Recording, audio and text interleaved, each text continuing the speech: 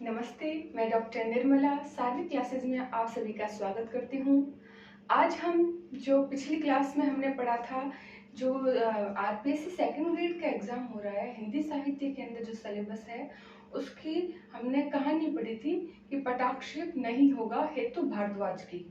आज हम RPSC second grade Hindi literature की उपन्यास लगा हुआ है सिलेबस में, जिसका नाम है खून का टीका। तो खून का टीका जो है, जिसकी रचना किसने की है?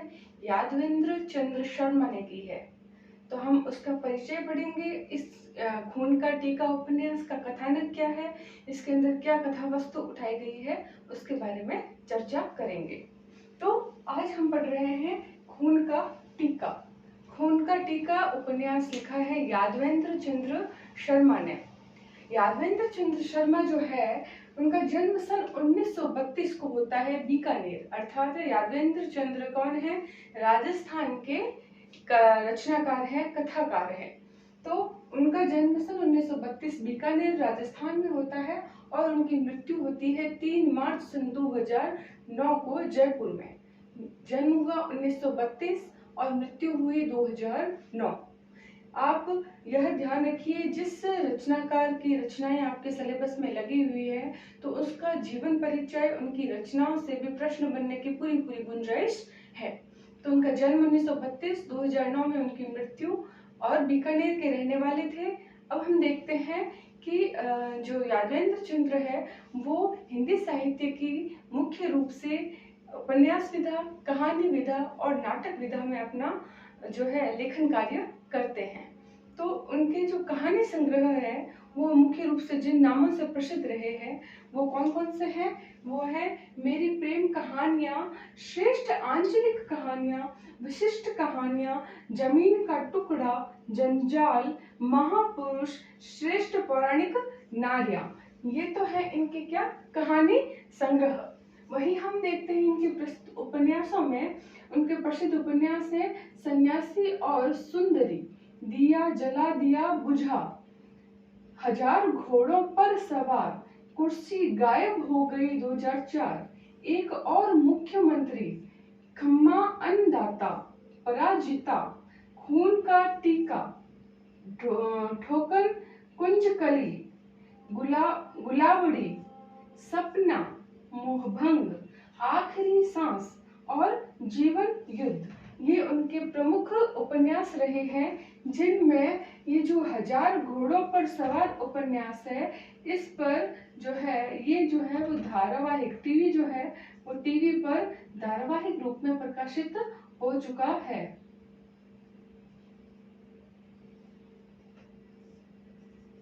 ठीक है।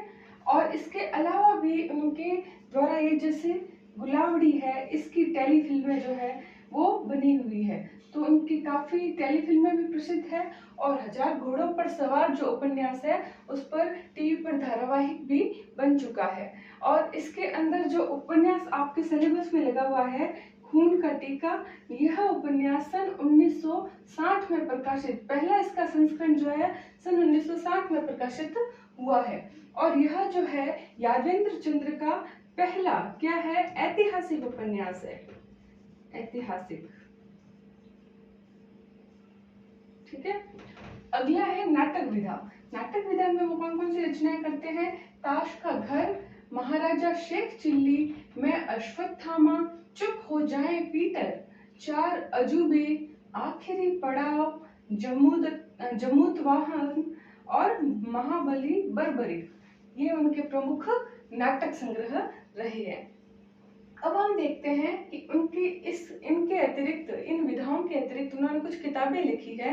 उन किताबों में प्रसिद्ध है कि तेरा मेरा उसका सच, आंखें सब देखती है और आदमी बैसाखी। ये उनकी कुछ प्रमुख पुस्तकें हैं। यादवेंद्र चंद्र को साहित्य अकादमी पुरस्कार से भी सम्मानित किया गया है और राजस्थान अकादमी पुरस्कार से भी सम्मानित किया गया है। उनको 2 रचनाओं पे साहित्य अकादमी पुरस्कार मिला है।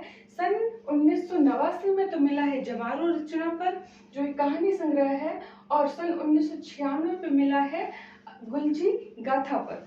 तो इस प्रकार हमने संक्षिप्त परिचय देखा यादवेंद्र चंद्र के जीवन का। अब हम जो है इस क्लास को आगे बढ़ाते हुए खून का टीका उपन्यास के ऊपर चर्चा करेंगे।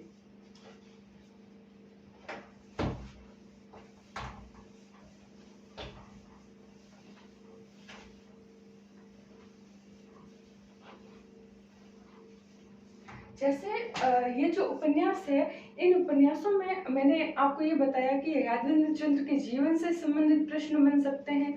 अब आपके उपन्यास लगा हुआ है खून का टीका, तो खून का टीका उपन्यास में विभिन्न प्रश्न कहाँ से बन सकते हैं? या तो इनके अंदर बताए गए पात्रों से, या इनके जो पात्र संवाद करते हैं उन संवाद के कथन पूछे जा सकते हैं।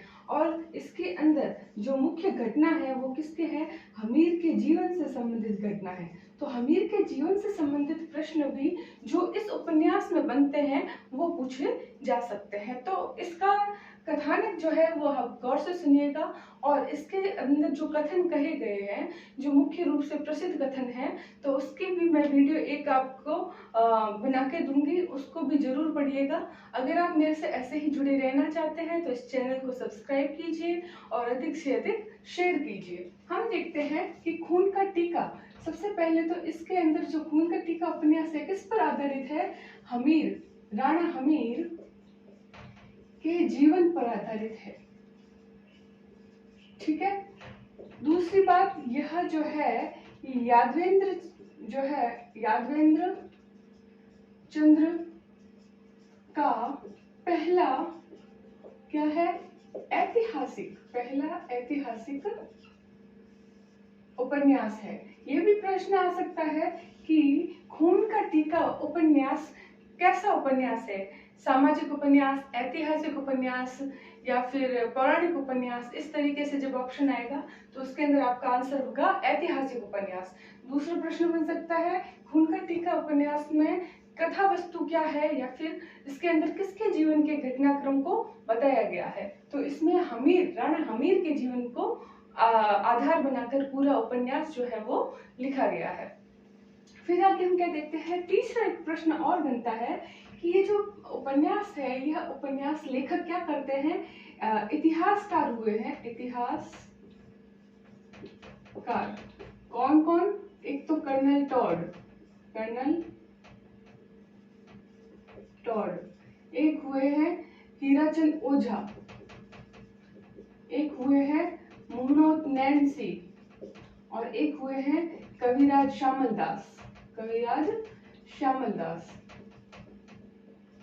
तो इन चारों को यह जो उपन्यास है इन्होंने क्या किया है? समर्पित किया या फिर भेंट किया है, और ऐसे बताया है कि उन्होंने अपनी इस भूमिका में बताया है कि मैंने इन चारों इतिहास वेताओं के जो इतिहास लिखे गए हैं उसी को आधार बनाकर, उन्हीं के कथानक को आधार बनाकर जो है अपने इस उपन्यास को लिखने का प्रयास किया है, जिसमें केवल इन्होंने तीन पात्र के नाम ऐसे अपनी भूमिका में बताए हैं कि मैंने तीन पात्र जो कि क्या है? काल्पनिक पात्र है, उनको लिया है। वो काल्पनिक पात्र कौन कौन है? एक तो है अनंग सिंह, एक कौन है? पवन सिंह, और एक और है अनंग सिंह, पवन सिंह, हाँ, शेरा और मीरा, जो कि भील थे। ये जो है वो किसके? हमीर के साथ रहते हैं, लेकिन ये मुख्य रूप से जो है वो शुरुआती दौर में हम उपन्यास को पढ़ेंगे तो ये सेनापति थे, और यह भी सैनिक में जो है वो अपनी महत्वपूर्ण भूमिका निभाता है। तो इस प्रकार हम उपन्यास के मोटे मोटे अगर देखें प्रश्न आने लायक, तो एक तो है कि यह हमीर के जीवन पर आधारित है, यह एक ऐतिहासिक उपन्यास है। ये भी पूछा जा सकता है कि खून का टीका उपन्यास में से मैं यादवेंद्र चंद्र ने किन चार इतिहास वेताओं को भेंट किया, या उनके इतिहास के कथानक के या प्रमाणिक रूप से वहां से अपना विषय उठाया है। तो कौन कौन है? कर्नल टॉड है, हीराचंद ओझा है, मुहम्मद नैन्सी है और श्यामल दास है। इनमें से कोई एक ऑप्शन जो है वो अलग करके भी पूछा जा सकता है, क्या ये चारों राइट है? नहीं, उपरोक्त सभी, या फिर तीन? तो ऐसा भी प्रश्न बनने की संभावना है। अब हम आगे इस बढ़ते हैं तो देखते हैं कि इस उपन्यास का जो कथानक है, उस कथानक का जो पात्र योजना की गई है, इस पात्र योजना में हम सबसे पहले ये देख लेते हैं कि इसमें पात्र है कौन कौन। सबसे पहले जैसे ये हमीर के जीवन पर आधारित है, लेकिन हम देखते हैं यह उपन्यास जो शुरू होता है वह, आपने इतिहास जब जायज सी बात है कि आरपीएससी सेकंड ग्रेड के पेपर पढ़ रहे हैं तो आपका फर्स्ट पेपर जो जीके का पेपर लगा हुआ है उसमें आपने राजस्थान का इतिहास पढ़ा होगा। तो उसमें हम मेवाड़ का इतिहास जब पढ़ते हैं तो उसमें जो गोहिल थे, जो मेवाड़ी थे, उनके गोहिल की जो वंशधारा शुरू होती है तो उसमें एक क्रम में आते हैं जिनके राजा का नाम है रण सिंह, जिनका एक नाम कर्ण सिंह से नाम से भी जाना जाता है। तो ठीक है, इनके दो पुत्र थे, कौन कौन? एक तो थे खेम सिंह और एक थे राहब। तो खेम सिंह और राहब ये दो पुत्र होते हैं। हम देखते हैं कि खेम सिंह जो है ये एक शाखा को शुरू करते हैं। किस शाखा को? ये रावल, ये मेवाड़ की रावल शाखा को शुरू करते हैं। और राहब क्या करते हैं? राहब शिशोदिया शाखा को शुरू करते हैं। ठीक है, हम देखते हैं कि इसके क्रम में रावल शाखा के जो अंतिम शासक है, वो अंतिम शासक कौन है? रावल रतन सिंह। तो हम इस उपन्यास की शुरुआत जब होती है तब हम देखते हैं कि उपन्यास की शुरुआत किससे होती है? रावल रतन सिंह से होती है, जो रावल शाखा के अंतिम शासक हैं। रावल जो है इनके एक सामंत थे, सामंत का नाम क्या है? लक्ष्मण सिंह। हम जब इतिहास पढ़ते हैं तो उसके अंदर तो क्या बताया है कि लक्ष्मण सिंह जो थे उन्होंने जब युद्ध हुआ था पद्मावती और अलाउद्दीन खिलजी की घटनाक्रम का आपको जब याद होगा तो उसके अंदर लक्ष्मण सिंह अपने 7 पुत्रों के साथ में शहीद हो गए थे। तो वह बात तो थी ही, वो इतिहास के अनुसार है, लेकिन अब हमें जो इसके अंदर बात करनी होगी वो उपन्यास के अनुसार बात करनी होगी। हम देखते हैं कि सामंत जो है इसमें, इस उपन्यास में सामंत के कितने पुत्र हैं? 12 पुत्र हैं। 12 पुत्रों का इसमें जिक्र किया गया है। तो रावल रतन सिंह और लक्ष्मण सिंह से कथानक की शुरुआत होती है। और जो उस समय जो है वो क्या है? अलाउद्दीन खिलजी, अलाउद्दीन दिल्ली पर जो शासन कर रहा था कौन था? अलाउद्दीन खिलजी। अतः क्या सल्तनत काल चल रहा था, खिलजी। तो अलाउद्दीन खिलजी का जब पद्मिनी के रूप सौंदर्य पर वो मुग्ध हो गए थे तो वो क्या करते हैं? वो उस चित्तौड़ के किले के चारों ओर क्या कर रहे हैं? 6 महीने से घेराबंदी करके बैठे हैं और चित्तौड़ पर अधिकार करना चाहते हैं तथा पद्मिनी को पाना चाहते हैं। तो उसी घटनाक्रम का चित्रण जो है हम देखते हैं उपन्यास की शुरुआत में होगा। और उसके बाद हम देखते हैं कि जब रतन सिंह की मृत्यु हो जाएगी तो अब जो चित्तौड़ है, जो मेवाड़ राज्य है, उसको संभालने के लिए उसके वंशजों के रूप में जो राहब ने शिशोदा शाखा की शुरुआत की थी उसके शासक आएंगे, जो अरि सिंह का पुत्र होगा। कौन होगा? राणा हमीर। शिशोदा शाखा के जो राजा थे वो अपने नाम के आगे क्या लगाते थे? राणा। और रावल शाखा के जो थे वो क्या लगाते थे? रावल। तो राणा हमीर, अरि सिंह के पुत्र राणा हमीर फिर क्या करेंगे? चित्तौड़ साम्राज्य को पुनः स्थापित करने का प्रयास करेंगे। इसीलिए राणा हमीर को मेवाड़ का पुनरुद्धार कहा जाता है। इनके पुनः स्थापित करेंगे, जो कि रावल रतन सिंह के समय में अलाउद्दीन खिलजी के हाथ में चला गया था। तो ये आपका घटनाक्रम जो है किससे शुरू होगा? लक्ष्मण सिंह, जिसे इस उपन्यास में नाम बताया है लाखा। तो लाखा नाम से आपको बार बार उपन्यास में नाम मिलेगा लक्ष्मण सिंह का, कि लाखा का पुत्र। लाखा के 12 पुत्र थे। 12 पुत्र के अंदर सबसे पहला अर्शी पुत्र था, जो सबसे बड़ा पुत्र था। तो ये हम आगे कथा पढ़ते हैं।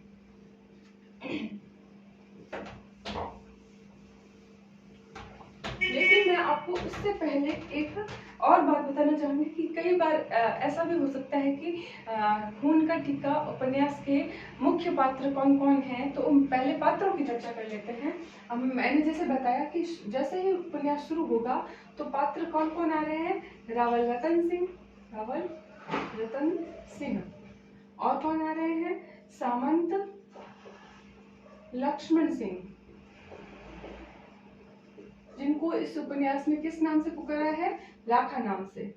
लक्ष्मण सिंह के पुत्र है 12, उनमें से उनका 12 पुत्रों का सबका नाम नहीं आया है, लेकिन 2 पुत्रों के नाम आए हैं। एक तो है उनका ज्येष्ठ पुत्र